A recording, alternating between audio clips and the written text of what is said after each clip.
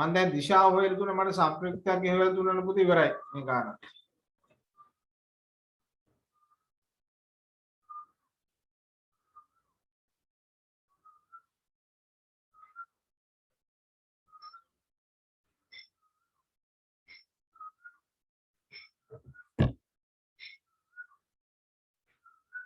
ඔව් tan alpha පුතේ 45යි හරි.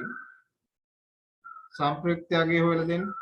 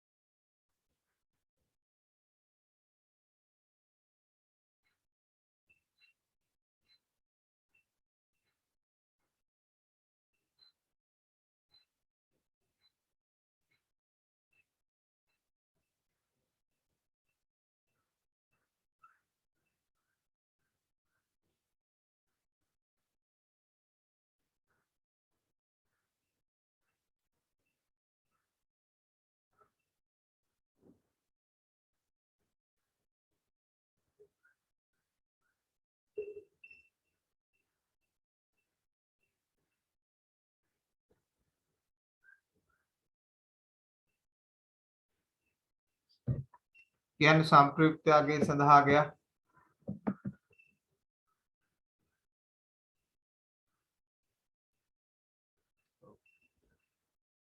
පියංගා කියනවා 14.1.4යි. සෙනුර කෞශික කියනවා 14.1.4යි 2.1යි කියලා. ඔව්. ලඝු උත්තරේ දශම ස්ථාන දෙකකින් තුරු ඉවර වෙනවා. 14.1.4 වෙන්න පුළුවන්. හේතුව තමයි පුතේ දැන් 14 වරක් 14 196යිනේ. 15 වරක් 15 225යි. එහෙනම් 14 හා 15 අතර ගන්න ගන්නේ. එතකොට 14.1.4 තමයි මම දැන් ලඝු උත්තරේ. නේද? එක්සල් සම්ප්‍රයුක්තයගේ 14.1.4. ඒ උත්තරේ හරි පුතේ.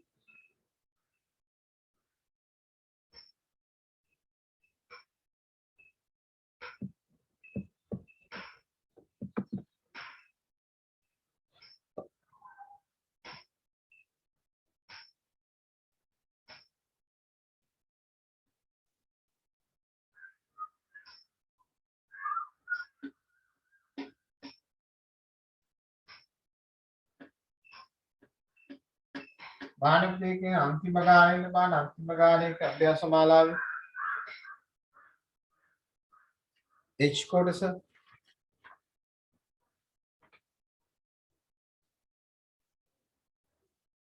කොටස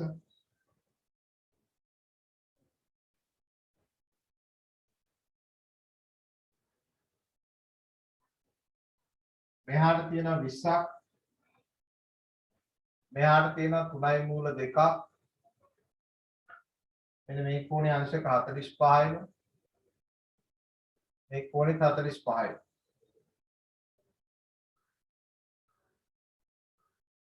මෙහාට 3යි මූල 2යි මෙහාට 3යි මූල 2යි බලන්න මේ අන්තිම එක මට නිවේදනය කරලා උත්තර කියන්න බලන්න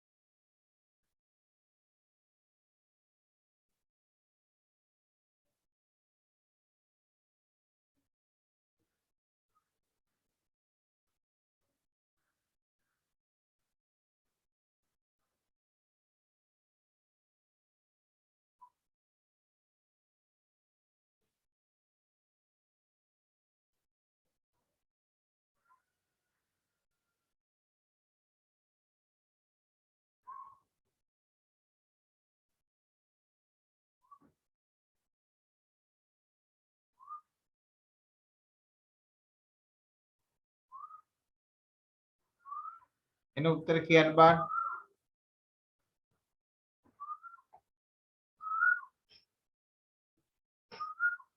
යද්දී මෙයා තිරස්ස වේදනය ගත්තොත්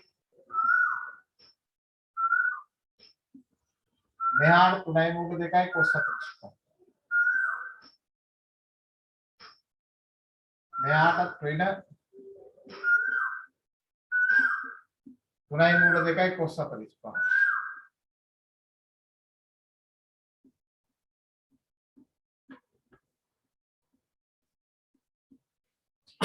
නිකන් කපන්නත් පුළුවන් බිඳුව. තිරස්ස වේදනයක් ගත්තොත් උඩට තියෙන අපිට 20ක්. මෙයා x. ආපස්සට තියෙනවා 3.2යි sin 45. 3.2යි sin 45. ඒ කියන්නේ මෙයා 6.2යි sin 45. 6.2යි sin 45 කියන්නේ 1.8 ඉස්සරින 6 14. එන y සමාන කීයද මෙයා 14. y සමාන 14. එතකොට y සමාන 14 නම් දැන් අපිට පේනවා මෙයාගේ x අගයක් පිටින් නැහෙනේ. සම්ප්‍රයුක්තේ පිටින්නේ y අක්ෂය ඔස්සේ. එන y අක්ෂය ඔස්සේ පිටින්නේ කොහොමද? මෙයාගේ සිරස් බලයක් විතරයි සම්ප්‍රයුක්තේ ඔස්සේ පවතින්නේ.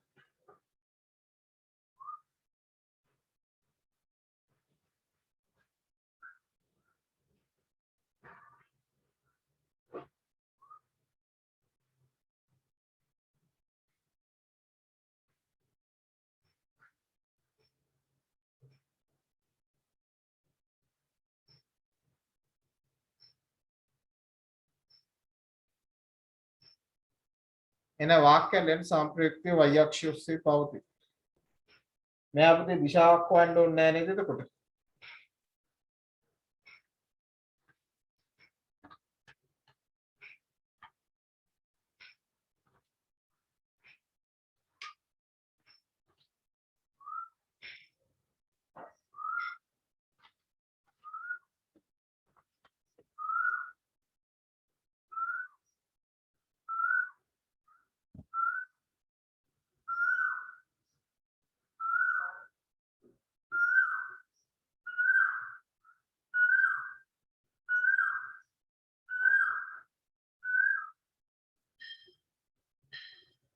right දැන් පුතේ අපි මේ පාඩමේ දෛශික කොටස් තුනක් කරා. දෛශික සම්ප්‍රයුක්තය කරා, දෛශික විභේදනය කරා. දැන් අවසාන කොටස තියෙන දෛශික අංකණය. ඉන්ටර්වල් එකක් ඕන කට්ටිය ඉන්නවද? ඊළඟ මේක අවසාන කොටස පටන් ගන්න දැන් දෛශිකවල ඉන්ටර්වල් ඕන කට්ටිය ඉන්නවනම් අත උස්සන විනාඩි 10ක් දෙන්නම්.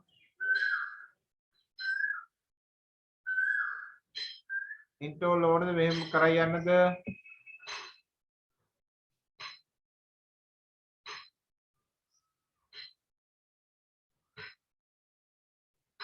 right ඉන්ටර්වල් ඕන නැති බවක් තමයි පෙනියන්නේ. හොඳයි ළමයි හරි හොඳයි. ඉන්ටර්වල් ගැන දැන් දුක් වෙන්නේ නැහැ. ඉන්ටර්වල් දැන් හම්බෙලා තියෙන පුතේ නේද? ගෙවල් වලට වෙලා ඉන්න ඉන්ටර්වල් හම්බෙලානේ තියෙන. තවම මේ ඉන්ටර්වල් නේ.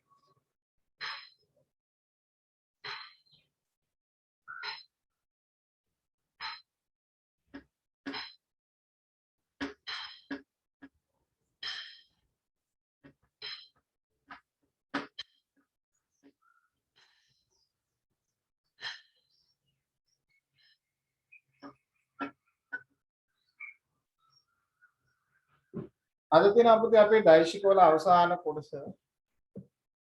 දෛශිකවල අවසාන කොටස. මේක කියන්නේ දෛශික අංකණය කියලා කියන්නේ.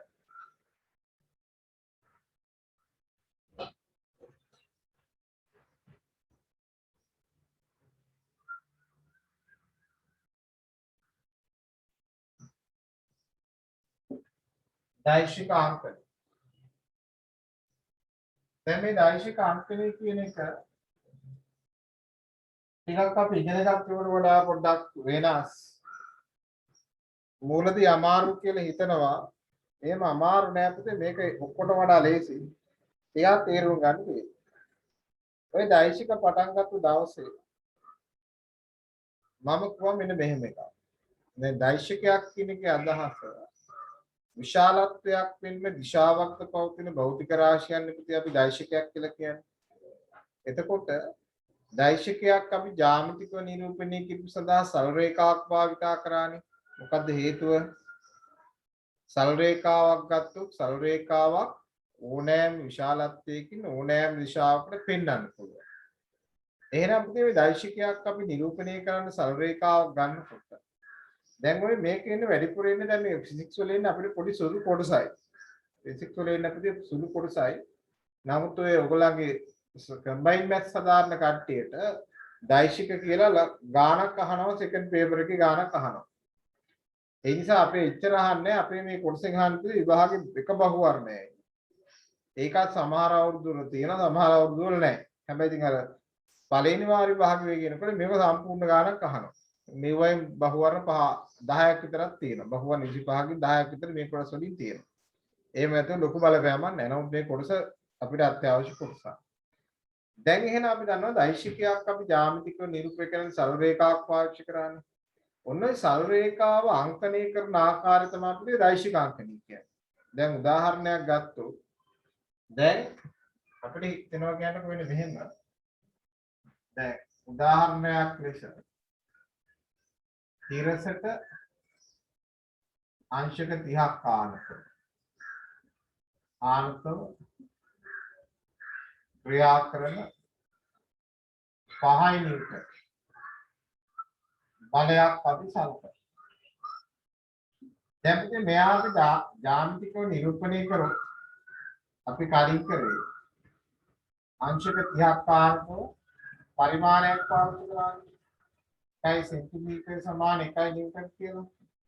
දැන් මෙයා අපි පරිමාණයට සමාන කොටස් සංඛ්‍යාවකුත් අපි ලකුණු කරනවා. ලකුණු කරලා මෙන්න මේ ඊතලයක් දැම්මනේ. දැන් ඕකනේ දෛශික අංකණය කියලා අපි ගත්තේ. දැන් ওই දෛශික අංකණය අපි පොඩ්ඩක් වෙනස් කරනවා. දැන් ඕකෝයි දැන් අපි සරල රේඛා ඛණ්ඩේ විතරක් අරගෙන නතර වෙන්නේ නැතුව අපි මොකද කරන්නේ? මෙයා මෙහෙම අංශක 30ක් ආනකොට රේඛාවද රේඛාවේ දෙපැත්ත ලකුණු කරලා මෙයා මේක ඊතලයක් දානවා. ඊතලයක් දාලා අකුරු දෙකකින් දානවා. A සිට B දක්වා. එතකොට මේ 5 නිව්ටන් බලය හරියටම සමාන නම් මේ AB දෛශිකය. දැන් මේකත් කියවන්නේ මේක කියවන්නේ මෙන්න මෙහෙම A B කියලා ලියලා. දෛශිකයේ තියෙන A සිට කවුද දක්වාද? B දක්වානේ. ඊතලේ මෙහෙම ලියන්නත් පුළුවන්. නැත්තම් මේ ඊතල භාග දාන්නත් පුළුවන්. ඕ. මම අංකන දෙකම පාවිච්චි කරනවා. එතකොට සමහර අවස්ථාවල මෙයා පොඩි අකුරුකුත් දානවා සමහරට. මෙහා A කියලා ලියලා මෙහෙම දානවා. මෙහෙම ලියන්නත් පුළුවන්. මේකේ අදහස් වෙන්නේ මේ ආකාර දෙකම ලියුවොත් මේකෙන් කියන්නේ මේ AB දෛශිකය කියන සිංහල වාක්‍යය ලියන්නේ AB ලියලා ඊතලයක් දානවා. එහෙනම් කියන්නේ කවුද මෙයා? AB දෛශිකය. දැන් AB දෛශිකය හරියටම සමානයි. මෙයා මෙහෙම අංකණයකුත් පාවිච්චි කරනවා. නමුත් අපි දැන් ওই මැත්ස් වල තමයි මේ අංකන යන්නේ. මම ෆිසික්ස් වල මේවා පාවිච්චි කරන්නේ නැහැ. මේ අපිට එහෙම ගණන් එන්නේ නැති නිසා. අපි මේ අංකනේ යනවා. දෛශික අංකන කියන්නේ මේ දෙකම කවුද මෙයා? දෛශික අංකන. ඒ නිසා දැන් මේ තියෙන්නේ දෛශික අංකනය. දෛශික අංකනය. මේ කියන්නේ දෛශික අංකනය. එතකොට මේ අංකන සම්බන්ධ නීති ටිකක් තියෙනවා. අන්නේ නීති මොනවද කියලා සලකා බලන එක තමයි අපි මේ කොටසේ කරන්නේ. හරිද? දැන් ඔයගොල්ලන්ගේ වයස ඇටියට මේක ටිකක් පොඩි සංකීර්ණ ගතියක් තියෙනවා. නමුත් මේවා විෂය නිර්දේශයේ කොටස්. ඉතින් ඒව සම්පූර්ණයෙන්ම ආවරණය කරගත්තාම තමයි විභාගෙ ඉතින් ඒ කොටස සම්පූර්ණ කරගන්න පුළුවන්. නැත්නම් විභාගය අපිට බහුවර්ණ 50කට ලෑස්තිලා ගියාට මේ බහුවර්ණේ කරන්න බෑ 49. සෑම කොටසකම මේ වගේ අලුත් අලුත් කොටස් තියෙනවා. ඒවා අපි ඉගෙන ගන්න ඕනේ. පැහැදිලිද? උසස් පෙළ එලා තියෙන පුතේ උසස් පෙළ ඔයගලන්ට ආපෝ ටෙක්ස්ට් බුක් කියලා නෑ. අච්චු පොත් කියලා වර්ගයක් නෑ. සාමාන්‍ය පෙළ අච්චු පොත් කියලා වර්ගයක් තිබ්බනේ. උසස් පෙළ අච්චු පොත් වර්ගයක් නෑ. දැන් ඔය උසස් පෙළ දැන් ඔය විෂයන් සඳහා මොනවද? රිසෝස් බුක් කියලා ගැහුවානේ. දැන් ඔය ඔයගොල්ලෝ ඉන්ටර්නෙට් එකේ සර්ච් කරලා බලන්න කෙමිස්ට්‍රි තියෙනවා සම්පත් පොත කියලා එකක්. සම්පත් කියපුවාම නිකන් අර සම්පත් පොත කියපුවාම ටික ගැලපෙන්නේ නැහැ. මම ඒක කියන්නේ නැහැ නිකන්. සම්පත් කියපුවාම මහජන සම්පත, වාසනා සම්පත වගේ නිකන් සම්පත් කියන නමක් ඒ වගේ. ඒකේ ගැලපෙන්නේ නැහැ සිංගල් ට්‍රාන්ස්ලේෂන් වචනේ. ඔක රිසෝස් බුක් වුණා ටිකක් අර පැහැදිලි. එතකොට ඔය බයෝ වලට රිසෝස් බුක් එකක් තියෙනවා. මොනවද කෙමිස්ට්‍රි වලටත් රිසෝස් බුක් තියෙනවා. ෆිසික්ස් වලට පුතේ රිසෝස් බුක් එකක් ගහන්න තාම සමත් වෙලා නැහැ. එහෙම జగතෙක් නැහැ. ඉතින් ජාතික අධ්‍යාපන ඒකෙකෙත් මේ රිසෝස් බුක් එකක් හදාගන්න පුළුවන් වැඩික් නැහැ. එහෙම වැඩෝ නැහැ අර පුස් වෙඩ්ඩෝ තමයි ඉන්නේ. ඒ නිසා දැන් අපේ රිසෝස් බුක් එකක් දෙනවා අපි රිසෝස් බුක් එක තමයි නෝට් එක. ඒක තමයි අපිට දැන් මොනවා කරත් උසස් පෙළ විද්‍යා විෂයන් වලට අභියෝග කරන්න බෑ. ඒක ඉන්ඩිවිජුවල් ප්‍රෝග්‍රෑම් එකක් තියෙන. මගේ දක්ෂතාව ඒක මට අනන්‍ය සාධකයක්. ඉතින් අපි ඒක ක්‍රමානුකූලව නෝට් එකක් දෙනවා. දුන්නාම ඕක තමයි ඔයගලගේ සටහන. ඉස්කෝලේ ගියපොම ඉස්කෝලේ ගුරුවරට සටහනක් නැහැ. ඉතින් උන් ගණන් දෙක තුනක් හදලා උගන්වලා පෙන්නනවා ෆිසික්ස්. එතකොට එහෙම අල්ල ගන්න බෑ. ඒ නිසා මම හොඳ ක්‍රමවත් සරහනක් මුලින්ම දීගෙන ආවා. මේ කුරුසෙත් එහා සමාන නෝට් එකක් දෙන්න. පැහැදිලිද? ඔය සමහර ළමයි ඉන්නවා පුතේ අපේ දැන් 2021 එහෙම 22 එහෙම ළමයි ඉන්නවා. දැන් මගේ පන්තියේ ළමයිගේ නෝට් අරන් ගිහිල්ලා පාඩම් කරන ළමයි ඉන්නවා. මට මේ ළඟදී ඔය කෙනෙක් කතා කරා මාතලේ ඉන්නේ මේ. ඔව් මාතලේ. කතා කරලා අහනවා මේ සර් අලුතෙන් ගහපු ටියුබ් නැද්ද? මම මේ පරණ ටියුබ් එකක තිබිලා සර්ගේ මේ නම්බරේ හොයාගත්තේ. මේ අපි ගාව තියෙන සර් පරණ මේ 2010 11 තියෙන ටියුබ් සර් ගාව දැන් අලුත් 2020 21 ටියුබ් ගහලා නැද්ද කියලා. මං කිව්වා දැන් ඔයා මේ පන්ති ආවද කියලා. නෑ නෑ සර් මේ සර්ගේ පන්ති ආපු ළමයින්ගේ මේ නෝට් එක කිල්ල ගත්තේ මේ අපි ඒක බලනවා ගණන්. ඊට පස්සේ මං කිව්වා ඉතින් එන්න වඩනෝ දෙන්නම් කියලා ඕනේ. මේ කුරුණෑගල පන්තියේ ළමයි නෙමෙයි. ඉතින් මේ දවසක් වෙලානේ ඉල්ලන් ගියා ටියුබ් වගේ. එහෙම ඉතින් අර ළමයි සටහන් කියනවා පාවිච්චි කරනවා. ඒක දැන් අර හොඳ සටහනක් කියන එකක් දැන් කඩේ මේ වෙළඳ පොළේවල් ගන්න නැහැනේ. ඒ නිසා තමන්ගේ ලියන සටහන පැහැදිලිව ලියා ගන්න කියන එක මම කියන්න උත්සාහ කරේ. ලියන්න පුතේ මාතෘකාව දෛශික අංකණය. දෛශික අංකණය. දෛශික අංකණය කියලා ලියන්න පුතේ වාක්‍යයක් වෙන මෙහෙම. දෛශිකයක් කියන්නේ දෛශිකයක් කියන්නේ දෛශිකයක් කියන්නේ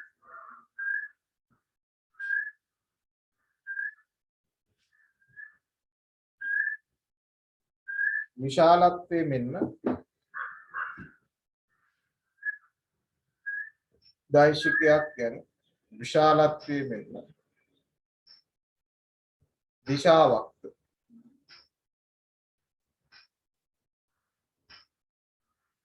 පවතින භෞතික රාශිය.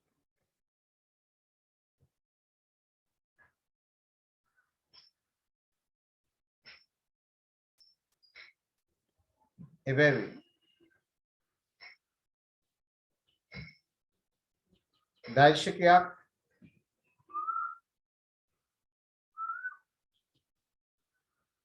ජ්‍යාමිතිකව නිරූපණය කිරීම සඳහා එබැවින්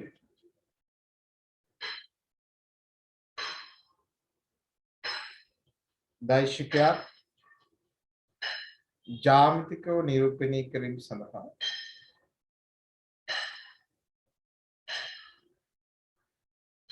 දෛශිකයක් ජ්‍යාමිතිකව නිරූපණය කිරීම සඳහා සල් රේඛාවක් භාවිතා කළ හැකිය.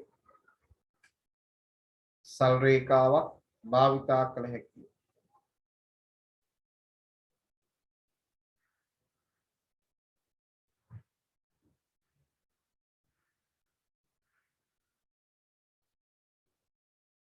එවිට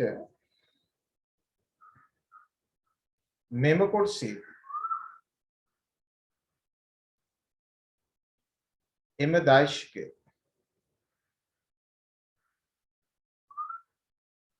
නම් කිරීම සඳහා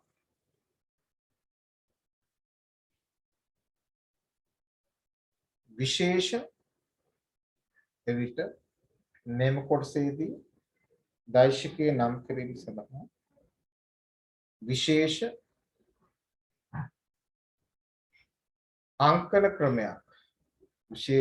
අංකන ක්‍රමයක් භාවිතා කරයි.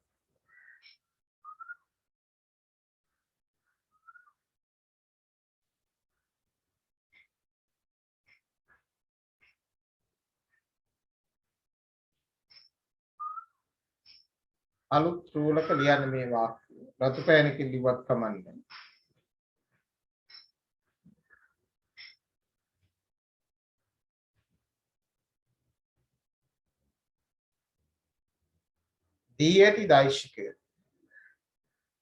දී ඇති දෛශිකය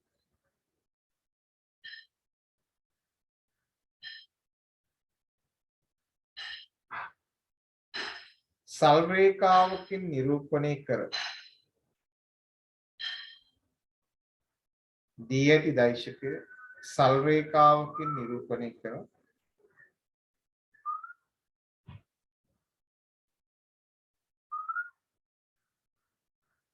එහි දෙපස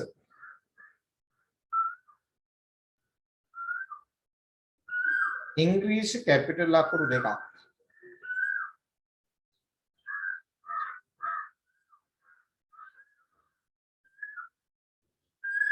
යොදා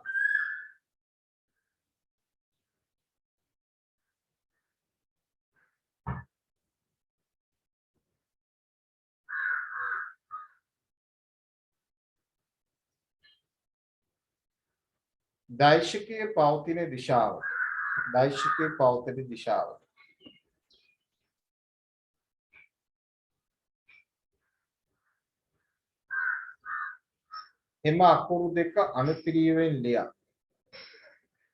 එම අකුරු දෙක අනුපිළිවෙලින් ලියා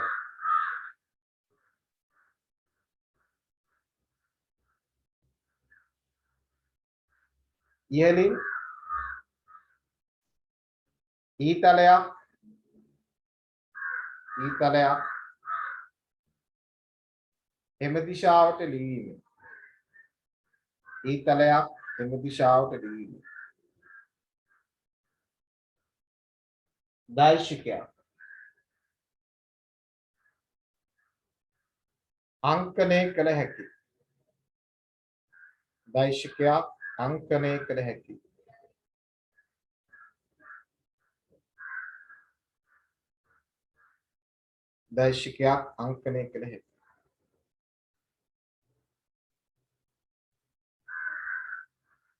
කියන පුතේ බෝඩ් එක දාගන්න බෝඩ් එක පැහැදිලිද අද මේ ඉන්ටර්නෙට් ටිකක් පොඩි පිස්සු නටනවා වෙලාවකට නිකන් මටත් පෙන්නනවා නිකන් අන්ස්ටේබල් කියලා පෙන්නනවා ඔහෙ මොකද ඔයාලට බෝඩ් එක පැහැදිලිද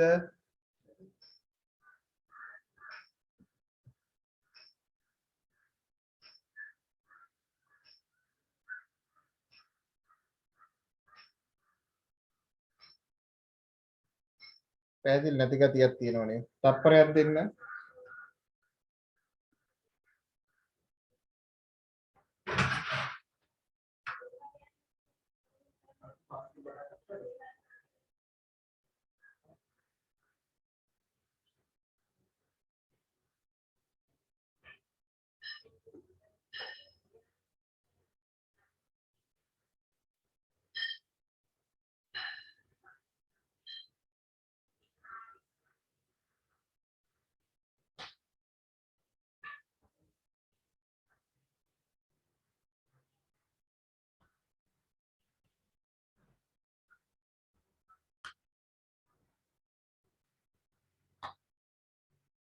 තප්පරයක් දෙන්න මේ ඩොංගල් එක දාලා බලමු මොබයිල් එකේ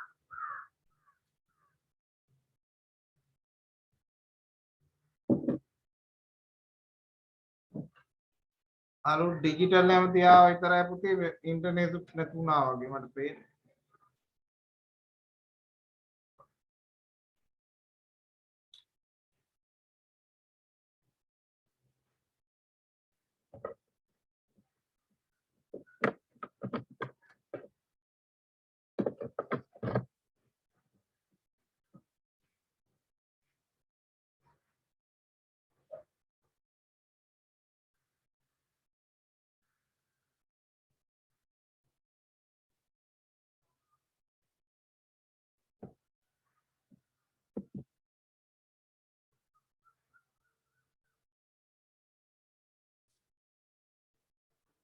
ඉන්න පුතේ තප්පරයක් දෙන්න මම මේ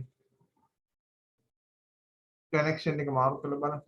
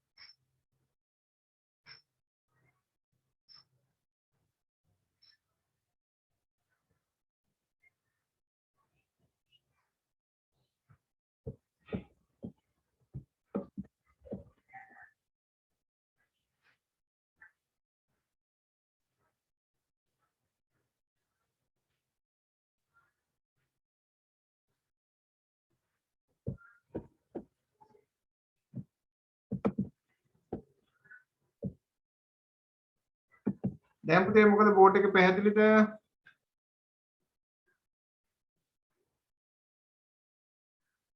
දැන් බෝඩ් එක පැහැදිලිද?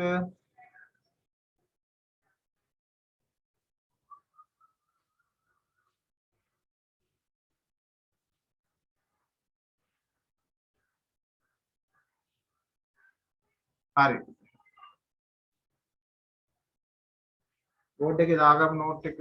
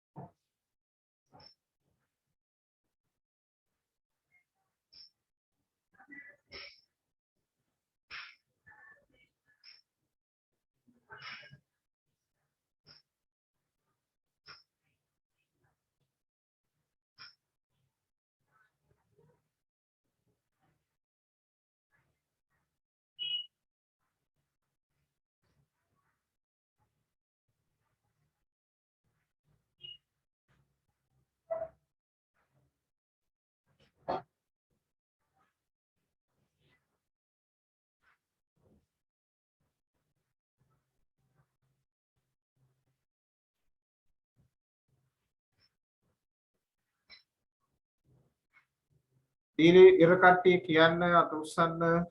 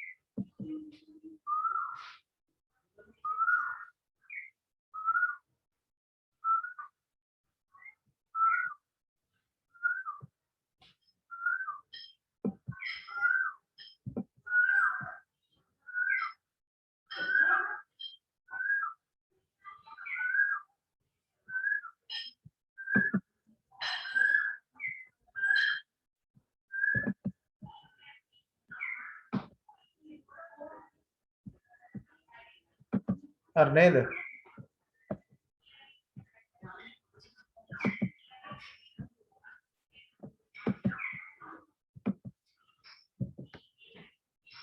හරි. ඊට පස්සේ නම් පුතේ දැන් අපි දැන් ඔය තිබි දෛශිකනේ.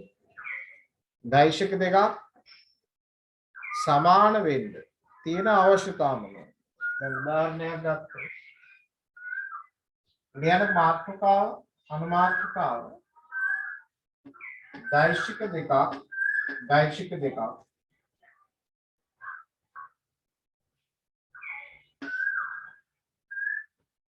සමාන වීම සඳහා දෛශික දෙකක් සමාන වීම සඳහා අවශ්‍යතාව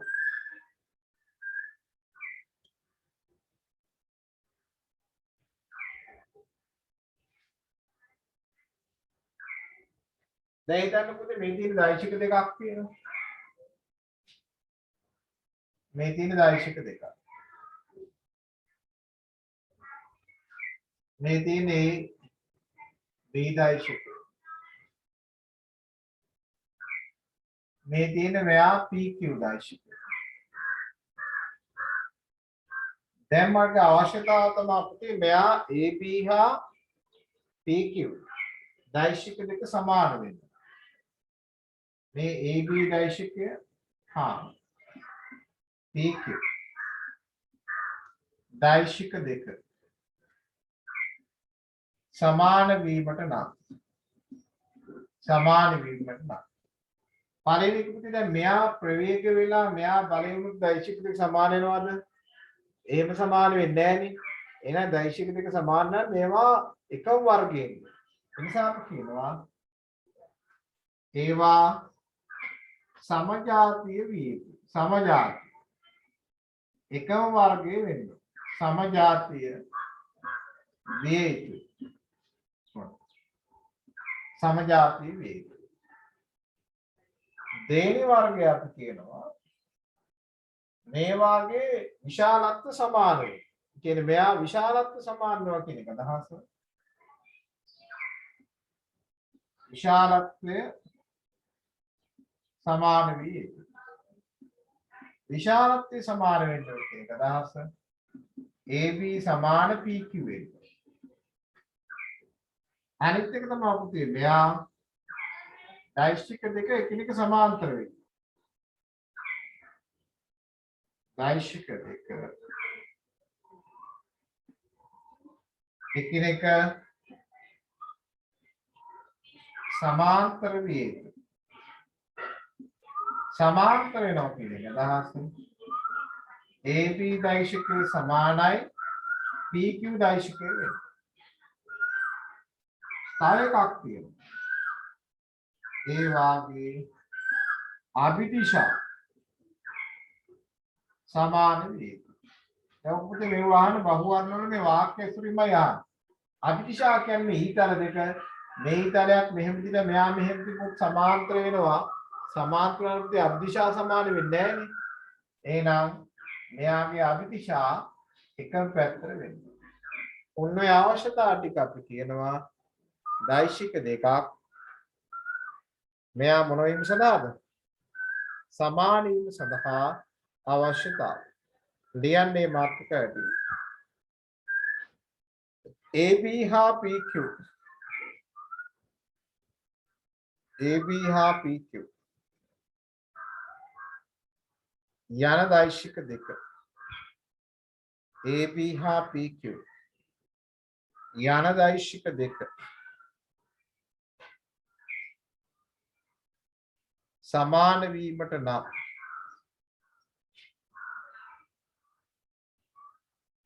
පහත අවශ්‍යතා හතර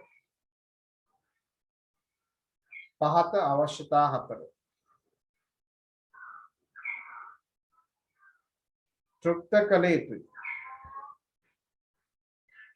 පහත අවශ්‍යතා හතර තෘප්ත කළ යුතුයි.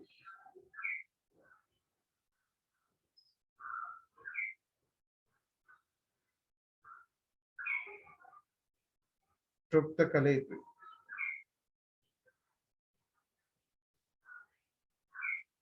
කියලා මේ දෙක ඇදලා පුතේ ගන්න.